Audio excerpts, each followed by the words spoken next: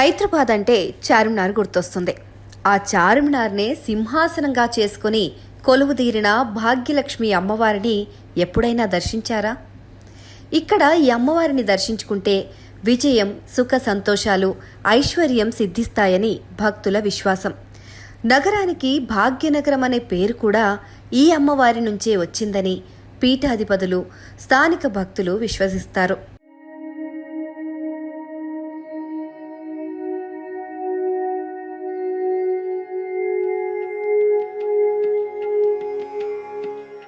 అలాంటి ఈ ఆలయం ఆషాఢమాసంలో దగదగ కాంతులతో మరింత ఆకర్షణీయంగా నిలుస్తోంది.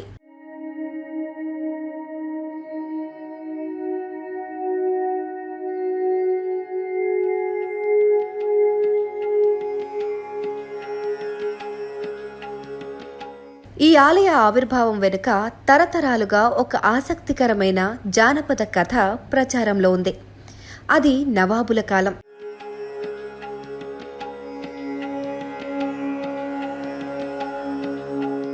ఒకనాడు శ్రీ మహాలక్ష్మి మానవ రూపంలో చార్మినార్ వద్దకు వచ్చిందట. అక్కడ కాపలాగా ఉన్న సైనికులు ఆమెను అడ్డుకున్నారు.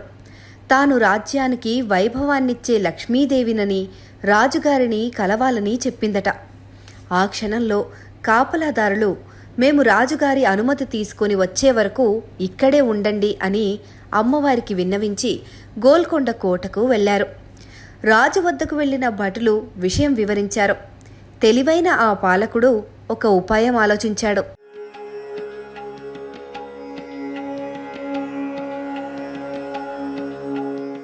అమ్మవారు తమ రాజ్యంలోకి అడుగుపెట్టింది. కానీ భటులు తిరిగి వస్తే ఆమె వెళ్ళిపోయే ప్రమాదం ఉంది.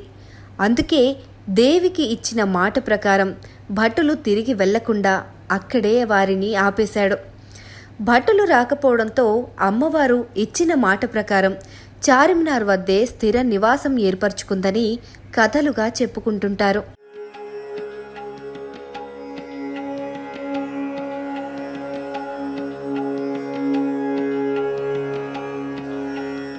అమ్మవారు స్వయంభువుగా ఇక్కడే స్థిరపడిపోయింది. శతాబ్దాలుగా ఈ ప్రాంతంలో పూజలు జరుగుతూ ఉన్నాయి. గతంలో ఒక పెద్ద చెట్టు, దాని కింద బొడ్రాయి తరహాలో ఉన్న శిలను స్థానికులు పూజించేవారని, ఆ రాయికి పసుపు కుంకుమలు చల్లేవారని భక్తులు చెబుతారు. కాలక్రమేణా ఆ రాయి దెబ్బతినడంతో లక్ష్మీదేవి చిత్రపటాన్ని, ఆ తర్వాత విగ్రహాన్ని ప్రతిష్ఠించారని ఆలయ వర్గాలు చెప్తాయి.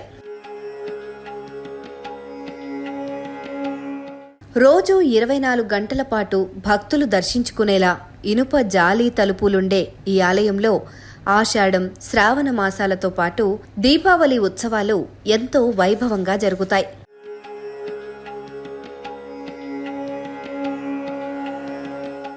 విశ్వాసాలు, చరిత్ర ఘర్షణలు ఎలా ఉన్నప్పటికీ భాగ్యలక్ష్మి ఆలయం ప్రస్తుతం భాగ్యనగర సాంస్కృతిక, ఆధ్యాత్మిక జీవితంలో ఒక అంతర్భాగంగా మారింది.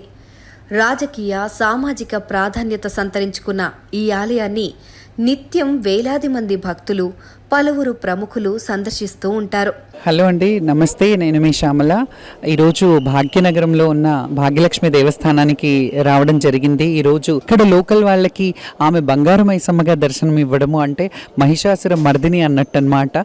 సో ఈరోజు ఆ అమ్మని దర్శించుకోవడం చాలా నా అదృష్టంగా భావిస్తున్నాను. అలాగే మన హైదరాబాద్ నడిగడ్డ నగర నడిబొడ్డున ఈ అమ్మవారు వెలవడం మనందరికీ కూడా, హైదరాబాద్ కాదు తెలంగాణ జనాలందరికీ కూడా ఆ భాగ్యం ఇచ్చేది. ఎందుకంటే మనకి లక్ష్మీదేవి ఎక్కడెక్కడ ఉంటుందంటే, జలం ఎక్కడైతే ఉంటుందో, కనకం ఎక్కడైతే ఉంటుందో అక్కడ మీ అందరికీ తెలిసి ఇక్కడ ముత్యాలకి స్పెషల్ పెట్టింది పేరు, వజ్ర వైఢూర్యాలకు పెట్టింది పేరు మన హైదరాబాద్ కాబట్టి.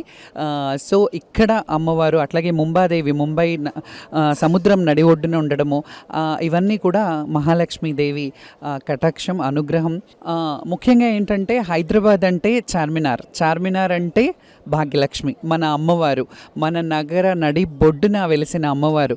సో ఇక్కడ ప్రత్యేకత ఏంటంటే ఆ రోజుల్లో నవాబులు కూడా ఇక్కడ అమ్మవారిని ఆవిడకి వాయనం పంపించే వాళ్ళంట. సో అంటే అంత మహిమాన్వితమైన అమ్మవారు ఈ అమ్మవారు.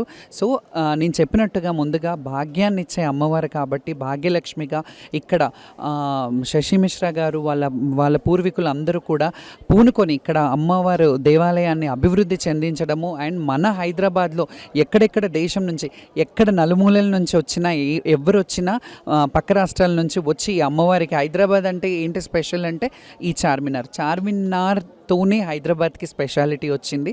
సో అందుకని చార్మినార్ స్పెషల్ అనమాట. ఎందుకంటే మన లోగో ఆ సింబల్ ఆ చార్మినార్ అంటే 4 స్తంభాలు అనమాట.